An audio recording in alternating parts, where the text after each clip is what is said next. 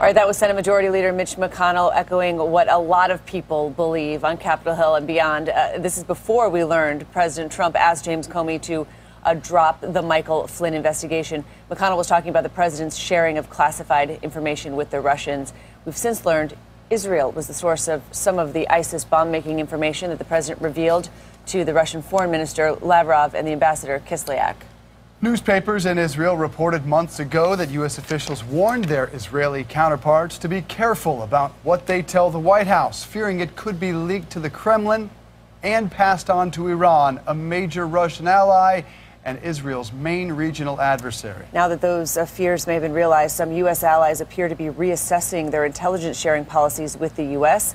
All this will no doubt impact the president's upcoming foreign trip, which includes a stop in Israel. I want to bring back our panel, Julian Zelizer, Maeve Reston, and Michael Moore. And Maeve, just this idea that the important relationships between the United States and its allies on information sharing may be compromised here. How difficult is this for this presidency, for this White House, on the eve of this important foreign mission? Well, I think it's such a huge hurdle for them as the president is taking what is, his first major trip abroad, given the fact also that it was one of our, our closest allies in Israel that was potentially compromised here. I mean, I think that's going to be a huge hurdle for Trump to overcome. And the White House has not really been able to, get out a clear explanation yet of why this happened. Well, why in the moment. Because H.R. McMaster yesterday, General McMaster stood there in front of the cameras and said this was wholly appropriate. The behavior of the president was wholly appropriate. So the view from the White House, Maeve, is still denying that there's almost a hysterical media with too many leakers, and we just don't understand. Right, but I mean, it's fair to say that there are many people who disagree with that, and it's really interesting because McMaster is, certainly one of the people who is most highly respected in the administration, someone who has broad and deep support and respect from many members of Congress. But it has cast a huge shadow over the trip and detracted away from the message that the Trump administration would like to extend as they embark on that mission. Yeah, General McMaster, as you said, widely respected, but he would not say if this information was indeed classified. One can safely assume if it was not classified information that the president was relaying, the White House would have pushed back against that notion. But, Michael, is it wholly appropriate what happened in the Oval Office? No, it's not appropriate. I mean, the Russians shouldn't have been in there in the first place, and so it's not appropriate. The president can declassify information if he or she believes that's appropriate, but in this case, he basically let out information that put some of our allies or other intelligence sources at risk. But let me go back to one thing, and we keep talking about this, but I was saying at the break, it is about Russia. I mean, if we think about it, Mike Flynn, the investigation about Russia, declassified information or information sharing coming out about Russia, the firing of Jim Comey, whether or not that was over the Russia investigation, the meddling in the election of 2016, all about Russia. The worst thing the Democrats can do is to get sidetracked and just chase one of these rabbits down the hole when we've got the whole Russia picture that we ought to be talking about, and that's why we need a special prosecutor to look into it.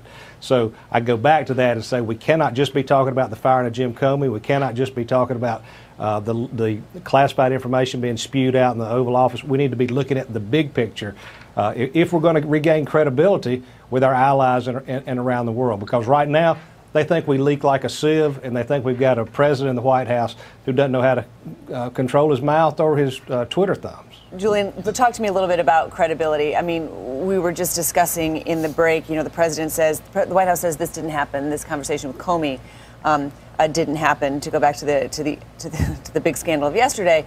But the president has said things before. He uses words in a different way than most people do. He has said things before that have been wrong, that have been completely re-roll the tape. How many times has he said something happened that didn't?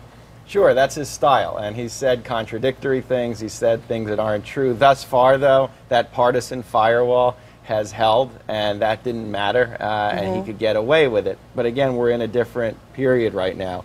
There's not only questions about Russia, there's not only questions about obstruction, there's a crisis of competence, I think, that many people feel, especially after the sharing of the information with the Russians. And so all those attributes of President Trump, I think, now are starting to have a cost and are starting to concern Republicans on Capitol Hill, and it will hurt him overseas. Leaders in other countries pay close attention to what's going on domestically. Not only do they not trust him sharing information, but they don't believe he can deliver on some kind of deal in the Middle East.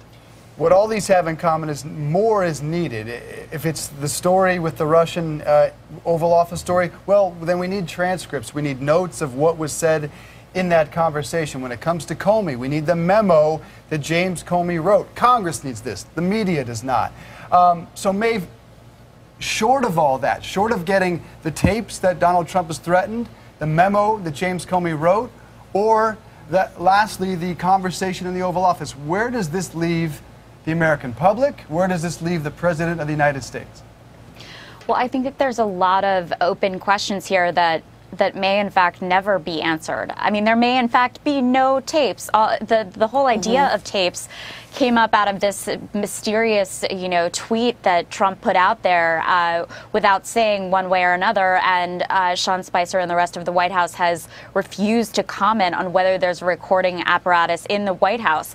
As far as the Comey memos, they may, in fact, not get those memos next week. It depends on what the FBI decides, whether, actually the release of the memos could impede the investigation that is underway right now.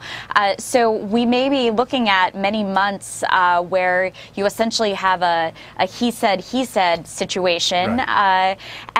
And no conclusion. And again, that's going to come down to the question that Christine just raised, which is how much credibility does this White House have? Right. And do the people who have stood for so long by Donald Trump, will they be troubled by these new revelations because they do, impact national security and our relationships with our allies, et cetera?